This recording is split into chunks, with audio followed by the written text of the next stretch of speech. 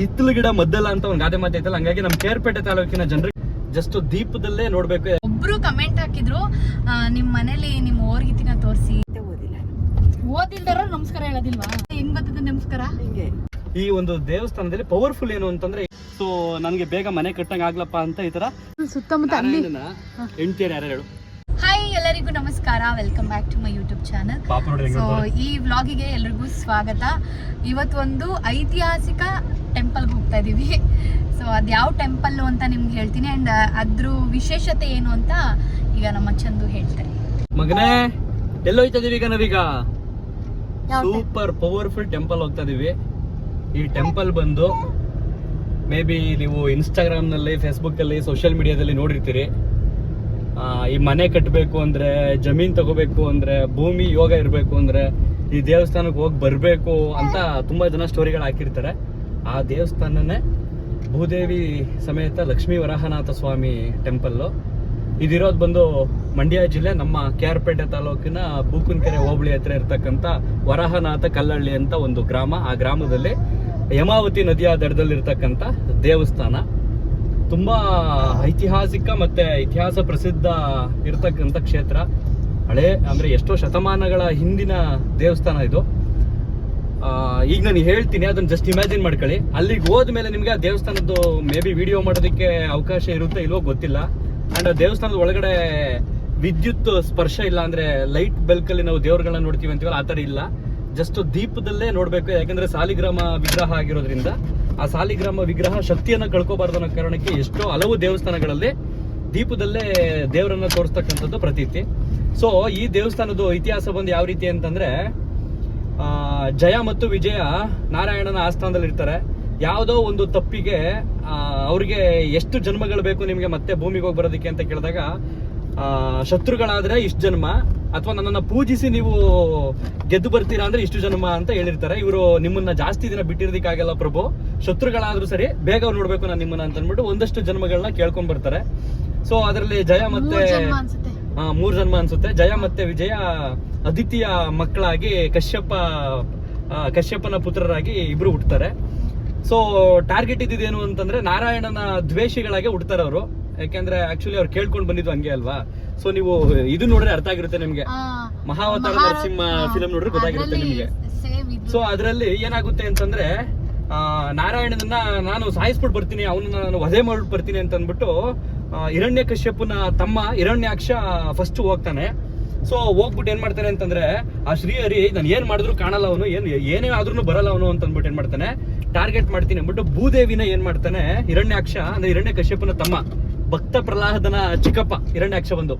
So ಭೂದೇವಿನ ಏನ್ ಮಾಡ್ತಾನೆ, ಒತ್ಕೊಂಡು ಹೋಗ್ಬಿಡ್ತಾನೆ, ಸಮುದ್ರದೊಳಗಡೆ ಬಚ್ಚಿಟ್ಬಿಡ್ತಾನೆ ತಗೊಂಡೋಗಿ. ಭೂದೇವಿನೇ ಅಂದ್ರೆ ನಾವೀಗ ಇದೀವಲ್ಲ ಭೂಮಂಡಲ, ಈ ಭೂಮಂಡಲನೇ ಆ ಕಾಲದಲ್ಲಿ ತಗೊಂಡೋಗಿ ಇಟ್ಬಿಟ್ಟಿರ್ತಾನೆ. ನೋಡಿ ನನ್ನ ಮಗ ಇಲ್ಲಿ ವಾಟರ್ ಬಾಟ್ಲ್ ಅದು ತಗೊಂಡೆಲ್ಲ ಇದು ಮಾಡ್ತಾನೆ.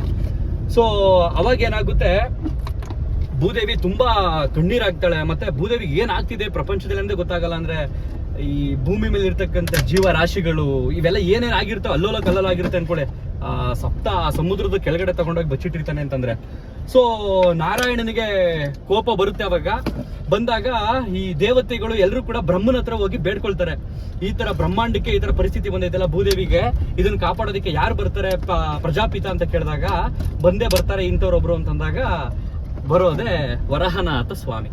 ಅಂದ್ರೆ ಈ ಹಂದಿಯ ಮುಖವನ್ನ ಧರಿಸ್ಕೊಂಡು ವಜ್ರ ದೇಹದಲ್ಲಿ ನಾರಾಯಣ ಎಂಟ್ರಿ ಆಗುವಂತದ್ದೇ ವರಹ ಅವತಾರ ಬಂದು.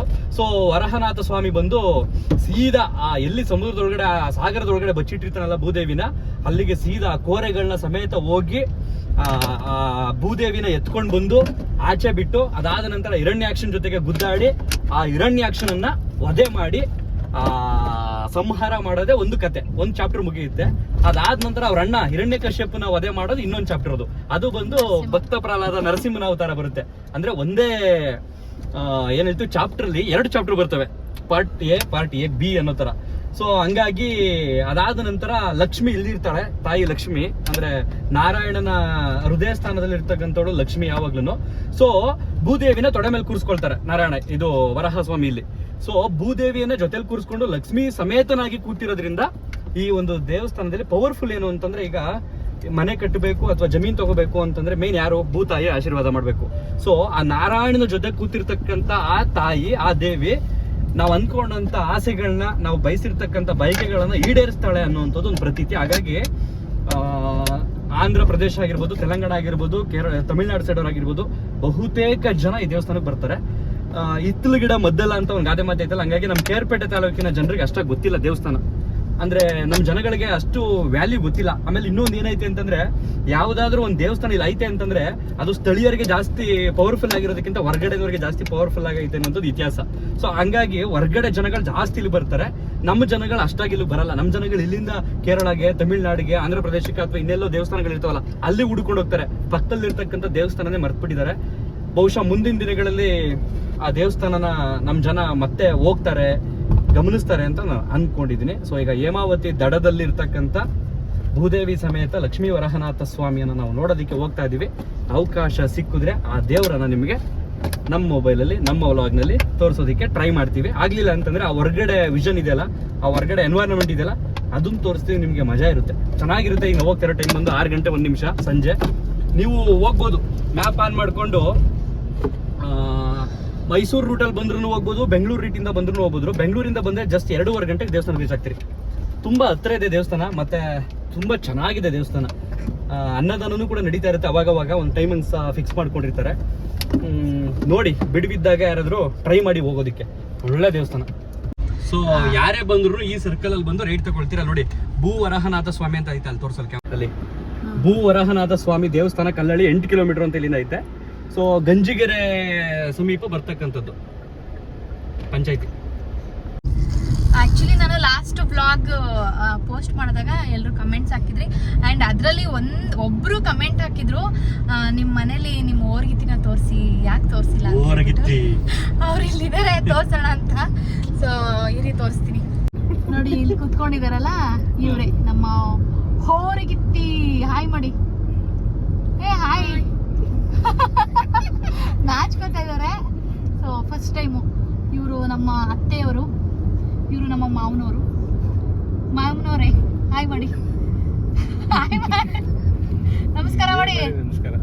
ನಮಸ್ಕಾರ. ನೀವು ಹೇಳಿ, ಚೆನ್ನಾಗಿ ಮಾತಾಡ್ತೀರಾ, ಮಾತಾಡಿ. ನಮಸ್ಕಾರ ಹೇಳಿ. ಅಯ್ಯೋ, ನಮಸ್ಕಾರ ಮಾಡಿ, ನಮಸ್ಕಾರ ಮಾಡ್ರಿ. ಏ ನಮಸ್ಕಾರ ಹೇಳ್ಲೇಬೇಕೀಗ, ನನ್ ಬೈತಾರೆ. ಏನ್ ನಿಮ್ಮ ಅತ್ತೆಗೆ ನಮಸ್ಕಾರ ಹೇಳಕ್ಕೆ ಅಂತಾರೆ ಮಾಡಿ. ಮತ್ತೆ ಓದಿಲ್ದಾರ ನಮಸ್ಕಾರ ಹೇಳೋದಿಲ್ವಾ? ಓದಿರೋರು ಮಾತ್ರ ನಮಸ್ಕಾರ ಗೊತ್ತಿರ. ಹೆಂಗ್ ಗೊತ್ತದ ನಮಸ್ಕಾರ? ಹಂಗ ನಮಸ್ಕಾರ, ಅದು ಬಾಯ್ ಬಾಯ್. ನಮಸ್ಕಾರ, ಎಲ್ರಿಗೂ ನಮಸ್ಕಾರ. ಎಲ್ರು ಇಲ್ಲೇ ದೇವಸ್ಥಾನ ದಾರಿ ಇದೆಯಾ? ಸೊ ಅಲ್ಲಿ ಕಾಣ್ತಾ ಇರೋ ನದಿನೇ ಹೇಮಾವತಿ ನದಿ. ಹೇಮಾವತಿ ನದಿಯ ದಡದಲ್ಲಿ, ಓಹೋ ಏನಪ್ಪ ಇಷ್ಟೊಂದು ರಶ್ ಆಗೈತಿ ಇವತ್ತು. ಇಲ್ಲಿವರೆಗೂ ಐತೆ. ಆಕ್ಚುಲಿ ನಾವು ಇವತ್ತು ಸಾಟರ್ಡೆ ಬಂದಿದ್ದೀವಿ, ಸಂಡೇ ಬಂದ್ರಂತೂ ಭಯಂಕರ ರಶ್ ಇರುತ್ತೆ. ಒಳಗಡೆ ಜಾಗ ಐತೆ ಇಲ್ಲೋ ಗೊತ್ತಿಲ್ಲ. ಆ್ಯಕ್ಚುಲಿ ತುಂಬ ಜನ ಇದ್ದರು. ನೀವು ನೋಡ್ತಾ ಇರ್ಬೋದು ಸೈಡಲ್ಲೆಲ್ಲ ಕಾರು ಎಷ್ಟು ದೂರದಿಂದನೇ ನಿಲ್ಲಿಸಿದ್ದಾರೆ ಅಂತ ಹೇಳ್ಬಿಟ್ಟು. ನಾನು ಅಂದ್ಕೊಂಡಿದ್ದೆ ಅಷ್ಟೇನು ರಶ್ ಇರಲ್ಲ, ಯಾರೂ ಇರಲ್ಲ ಅಂತ. ಬಟ್ ತುಂಬ ಜನ ಇದ್ದರು. ಸ್ಯಾಟರ್ಡೆ ಸಂಡೇ ಆಗಿರೋದ್ರಿಂದ ತುಂಬ ಜನ ಬಂದಿದ್ದರು. ಸೊ ಕಾರ್ ನಿಲ್ಸೋದಕ್ಕೆ ಜಾಗ ಸಿಗಲ್ವೇನೋ ಅಂತ ಅಂದ್ಕೊಂಡ್ವಿ. ಬಟ್ ಮುಂದೆ ಹೋಗಿ ನೋಡಿದ್ರೆ ಕಾರ್ ನಿಲ್ಸೋಕ್ಕೆ ಜಾಗ ಇತ್ತು. ಸೊ ನಿಲ್ಲಿಸ್ಬಿಟ್ಟು ನಾವು ದೇವ್ರ ದರ್ಶನ ಮಾಡೋದಕ್ಕೆ ಅಂತ ಹೋದ್ವಿ. ಅಲ್ಲಿಂದ ಸ್ವಲ್ಪ ನಡ್ಕೊಂಡು ಹೋಗಬೇಕು ಅಷ್ಟೇ.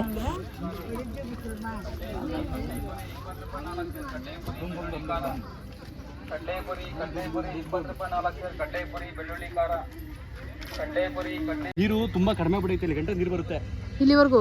ಹೇಮಾವತಿ ನದಿ ನೀರು ಬರುತ್ತೆ ಇಲ್ಲಿಗೆಲ್ಲ. ಹೇಮಾವತಿ ನದಿ ದಡದಲ್ಲೇ ದೇವಸ್ಥಾನ ಇರೋದಿಲ್ಲ. ಸೊ ನೀರು ಕಮ್ಮಿ ಆಗ್ಬಿಟ್ಟೈತೆ ಇವಾಗ. ಬೇಸಿಗೆ ಬೇಕಾ, ಸಮ್ಮರ್ ಸೀಸನ್ ನೋಡಲಿ ಇದೆಲ್ಲ ಹೊಂಡ ಬಿದ್ದಂಗೆ ಆಗೋಗಿದೆ. ಎನ್ವೈರನ್ಮೆಂಟ್ ತೋರಿಸಲಿ ಹೆಂಗಿದೆ ಅಂತ, ಸುತ್ತ ನೇಚರು. ಈ ಕಡೆ ಲೆಫ್ಟ್ ಇಂದ ರೈಟ್ ತೋರಿಸು, ಎಷ್ಟು ಚೆನ್ನಾಗಿದೆ ನೋಡಂಗೆ. ಮರಗಳು ಸುತ್ತ ಅಲ್ಲೆಲ್ಲ ಚೆನ್ನಾಗಿದೆ. ಸುತ್ತ ಕ್ಲೈಮೇಟ್ ಹಿಂಗೆ ಇದೆ. ಆಕ್ಚುಲಿ ಇಷ್ಟೊತ್ತಿಗೆ ಬರ್ಬೇಕಾ ಈ ದೇವಸ್ಥಾನಕ್ಕೆಲ್ಲ? ಇಲ್ಲ ಹಂಗೇನಿಲ್ಲ, ಬೆಳಗ್ಗೆ ಸಂಜೆ ತನಕ ಇರುತ್ತೆ. ಶನಿವಾರ ಭಾನುವಾರ ಹೆವಿ ರಶ್ ಇರುತ್ತೆ. ಬಟ್ ಈ ಟೈಮಲ್ಲಿ ಬಂತು ಅಂತಂದ್ರೆ ಚೆನ್ನಾಗಿ ಒಂಥರ ಖುಷಿಯಾಗಿರುತ್ತೆ ನೋಡೋದಕ್ಕೆ, ತಂಪಾಗಿರುತ್ತಲ್ಲ ಅದಕ್ಕೆ. ಆಕ್ಚುಲಿ ಇಲ್ಲಿ ನೋಡ್ಬೋದು ನೀವು, ಇದೆಲ್ಲ ಏನು ಹೇಳಿ, ಈ ನಿಮಗೆ ಫೀಲ್ ಏನಾಗುತ್ತೆ ಗೊತ್ತಾ, ಚಿಕ್ಕ ಮಕ್ಳು ಥರ. ಈ ಚಿಕ್ಕ ಮಕ್ಳು ಆಟ ಆಡೋಕೆ ಕಲ್ಲು ಜೋಡಿಸ್ತವಲ್ಲ ಹಂಗೆ ಅಂತ ಅನ್ಕೋಬೋದು. ಇದೆಲ್ಲ ದೊಡ್ಡವ್ರು ಮಾಡಿರೋದು. ರೀಸನ್ ಏನು ಅಂತಂದರೆ ಅವ್ರಿಗೆ ಮನೆ ಕಟ್ಟೋ ಆಸೆ ಬೈಕ್ ಇರುತ್ತಲ್ಲ, ಸೊ ನನಗೆ ಬೇಗ ಮನೆ ಕಟ್ಟಂಗೆ ಆಗ್ಲಪ್ಪ ಅಂತ ಈ ಥರ ಕಲ್ ಮೇಲೆ ಕಲ್ಲನ್ನ ಜೋಡಿಸ್ಬಿಟ್ಟು ಹೋಗಿರೋದು. ಇಷ್ಟು ಜನ ಮಾಡಿದ್ದಾರೆ ನೋಡಿ ಇಲ್ಲೆಲ್ಲ. ಇಲ್ಲಿಂದ ಪೂರ್ತಿ ಇಡೀ ದೇವಸ್ಥಾನ ಸುತ್ತ ಎಲ್ಲ ಕಲ್ಗಳು ಜೋಡಿಸಿರ್ತಾರೆ ಈ ಥರ. ದೇವಸ್ಥಾನ ಸುತ್ತ ಹಂಗೆ ಅನ್ಕೊಂಡಿರೋರ್ಗೆ 90% ಕೆಲಸ ಆಗಿದೆ ಆ ಥರ. ಅದೊಂದು ನಂಬಿಕೆ. ಇಲ್ಲಿ ನೋಡಿ ಫುಲ್ ಕಟ್ಟಿದ್ದಾರೆ, ಫುಲ್ ಸುತ್ತಮುತ್ತ. ಅಲ್ಲಿ ಹೆಂಡ್ತಿಯರು ಯಾರು ಹೇಳು? ಭೂದೇವಿ, ಶ್ರೀದೇವಿ. ಶ್ರೀದೇವಿ ಅಂದ್ರೆ ಲಕ್ಷ್ಮಿ, ಭೂದೇವಿ ಅಂದ್ರೆ ಇವರು ಇಬ್ಬರು ಜೊತೆಲಿ ಇದಾರಲ್ಲ, ಅದೊಂದು ಪವರ್ಫುಲ್.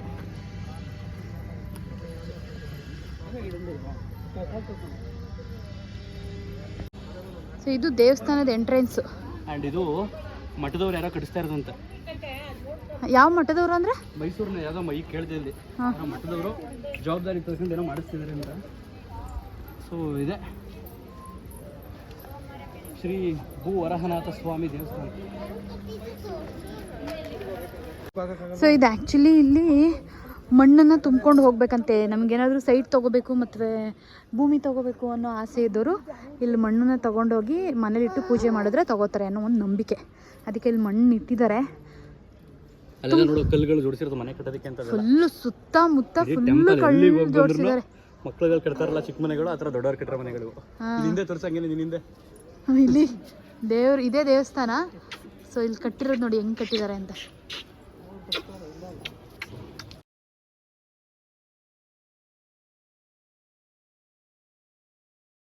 ಆ್ಯಂಡ್ ಅಲ್ಲಿ ಹೋಗಿರೋರು ಎಲ್ಲರೂ ಮಣ್ಣನ್ನು ತೊಗೊಂಡು ಹೋಗ್ತಾಯಿದ್ರು. ತುಂಬ ಜನ ಮನೆ ಕಟ್ಟಿದ್ರಲ್ಲ ಚಿಕ್ಕ ಚಿಕ್ಕದಾಗಿ, ಆ ಥರ ಕಲ್ ಮೇಲೆ ಇಟ್ಟು ಕಟ್ತಾಯಿದ್ರು. ಬಟ್ ನಾವು ಸ್ವಲ್ಪ ಮಣ್ಣನ್ನು ತೊಗೊಂಡು ಹೋಗೋಣ, ಹೆಂಗಿದ್ರು ಬಂದಿದ್ದೀವಲ್ಲ ಅಂತ ಹೇಳ್ಬಿಟ್ಟು ನಾವು ಸ್ವಲ್ಪ ತೊಗೊಂಡು ಬಂದ್ವಿ. ತೊಗೊಂಡು ಹೋಗಿದ ತಕ್ಷಣ ಅದನ್ನು ಅಲ್ಲಿ ಪೂಜೆ ಮಾಡಿ ಕೊಡ್ತಾರೆ. ಪೂಜೆ ಮಾಡಿಸ್ಕೊಂಡು ತೊಗೊಂಡು ಹೋಗಿ ಮನೇಲಿ ನಾವು ಇಟ್ಟು ಪೂಜೆ ಮಾಡಬೇಕಂತೆ. ಸೊ ಅದನ್ನು ಮಾಡಿಸ್ಕೊಂಡು ಮತ್ತೆ ದರ್ಶನ ಮಾಡೋದಕ್ಕೆ ಅಂತ ಹೋಗಿದ್ವಿ. ಅಲ್ಲಿ ಅಷ್ಟು ಕ್ಲಿಯರಾಗಿ ಕಾಣಿಸ್ತಿಲ್ಲ ಅಂತ ಅನಿಸುತ್ತೆ ನಿಮಗೆ. ಅದೇ ದೇವರು ಕಾಣಿಸ್ತಿರೋದು, ಜಸ್ಟು ಲೈಟ್ ಬೆಳಕಲ್ಲಿ ಇರೋದ್ರಿಂದ ಅಷ್ಟು ಕ್ಲಿಯರಾಗಿ ಕಾಣಿಸ್ತಿಲ್ಲ. ಸೊ ಅಲ್ಲಿ ವಿಡಿಯೋ ಮಾಡೋದಕ್ಕೆ ಬಿಡಲ್ಲ ಅಂದ್ಕೊಂಡು ನೋಡ್ತಿದ್ದೆ, ಜಸ್ಟ್ ಸ್ವಲ್ಪ ಮಾಡಿದ್ದೀನಿ ಅಷ್ಟೇ. ಸೊ ಈ ವ್ಲಾಗು ನಿಮಗೂ ಹೆಲ್ಪ್ ಆಗ್ಬೋದು. ಯಾರೆಲ್ಲ ಹೋಗಬೇಕು ಅಂದ್ಕೊಂಡಿದ್ರೋ ಹೋಗಿ, ಆ್ಯಂಡ್ ಹೋಗಿರೋರು ಕಮೆಂಟ್ ಮಾಡಿ. ಆ್ಯಂಡ್